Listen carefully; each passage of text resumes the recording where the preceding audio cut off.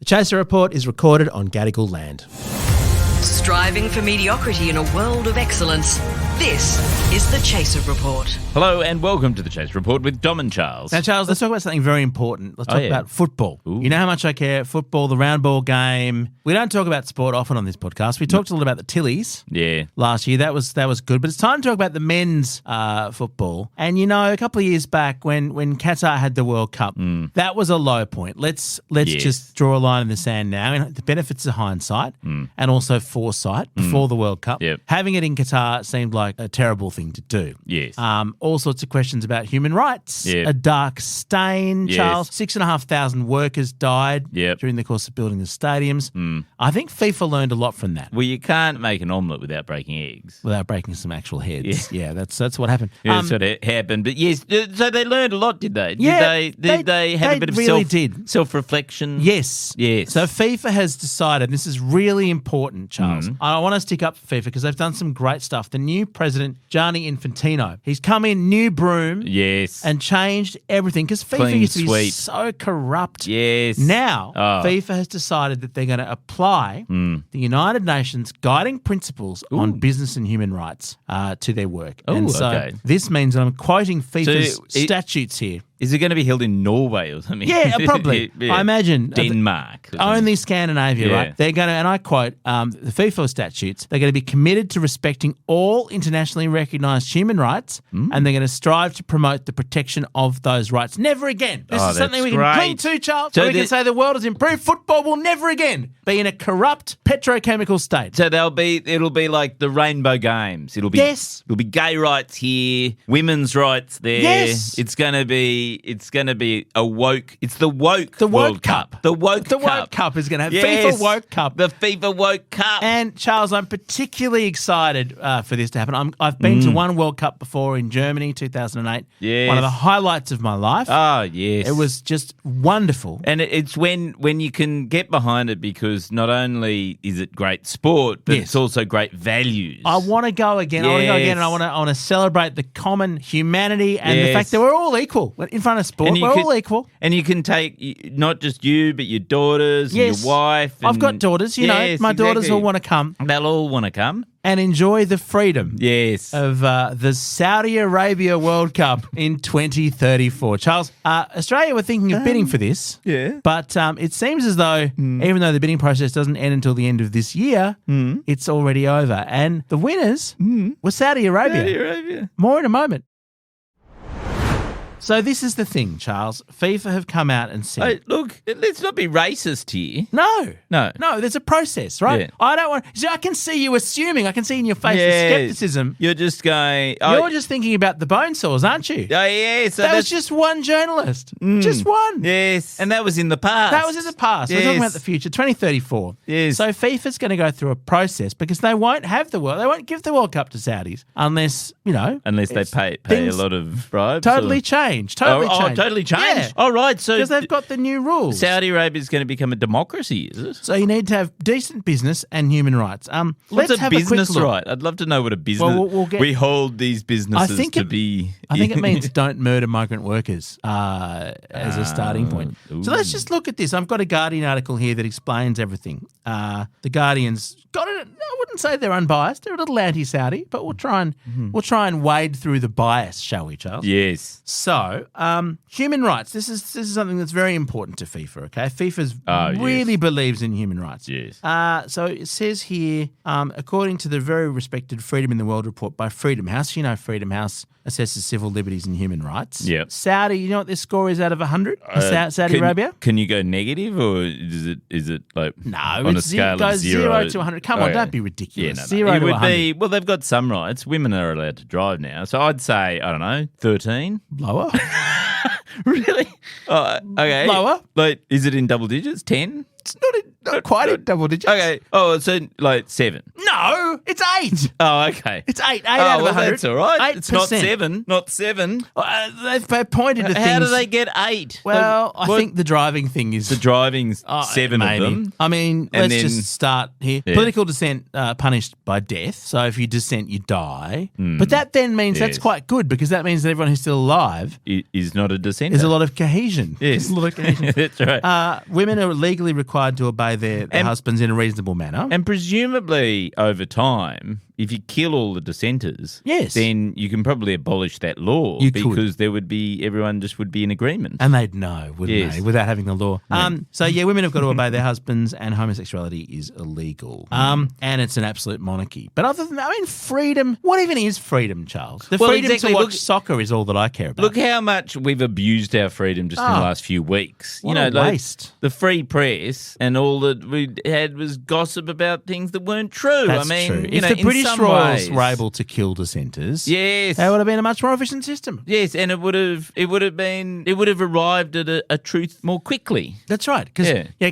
definitely the Princess of Wales would have come out and said what was really going on if there hadn't been relentless stuff in the press. She just would have taken her time. Okay, so that's one aspect. This is where it gets tense, Charles. So Not that? in order to okay, so FIFA's determined to have human rights. So and what's going to happen to all the gay players? there aren't any. Oh, there aren't gay any. players. There's no gay No, players. no. Isn't that soccer's- amazing?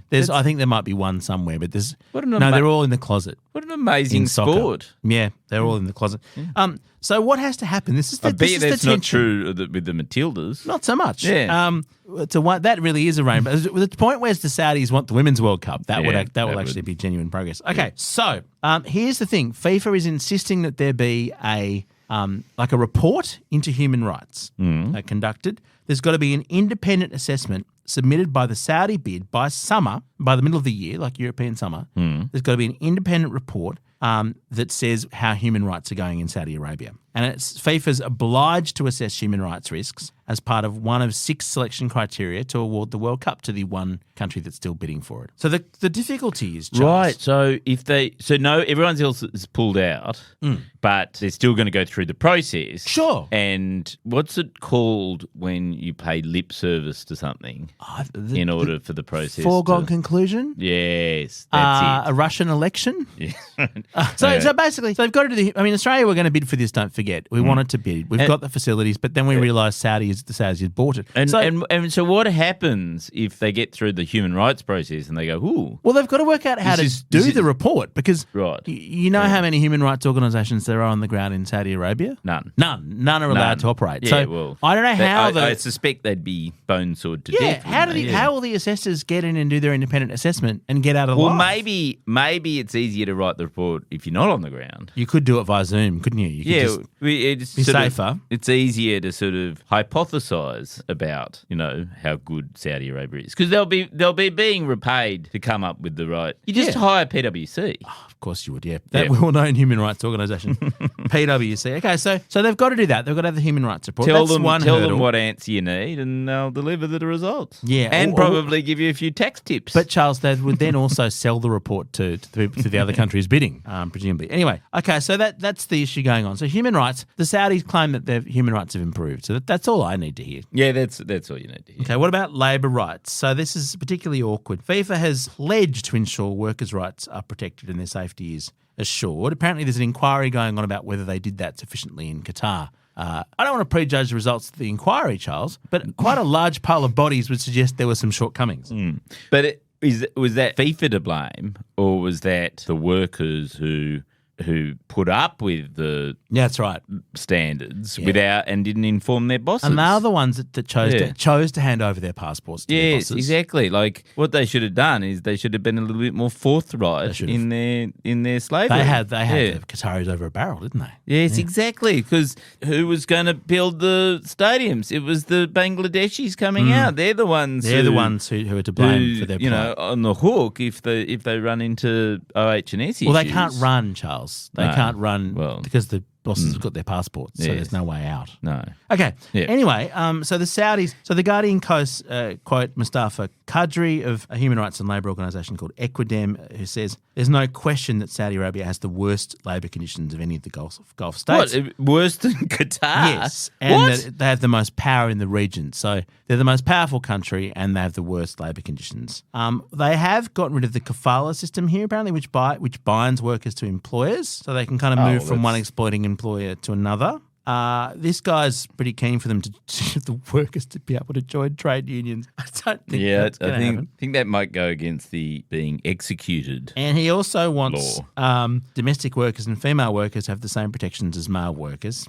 In Saudi Arabia, yeah, definitely going to happen. But it says here... and this all has to happen by the end of the year, for the report. For the report. Kadri's not confident, it says here, that substantial change will be achieved, Charles. So this report comes in and it says, there's all these terrible problems. But if there's no other bidder, then they can also say, but of all the people running for this position, Saudi Arabia is the best. Yeah, that's true. Yes. They're number one. Yeah, they're number one. Number one. Amongst the bidders, this is the best employment law and human rights conditions of anyone. I mean, Australia has just proven in the Women's World Cup that we can host it really well. We've got the stadiums ready to go. Human rights, okay, sure, there are some shortcomings, but we're no Saudi Arabia.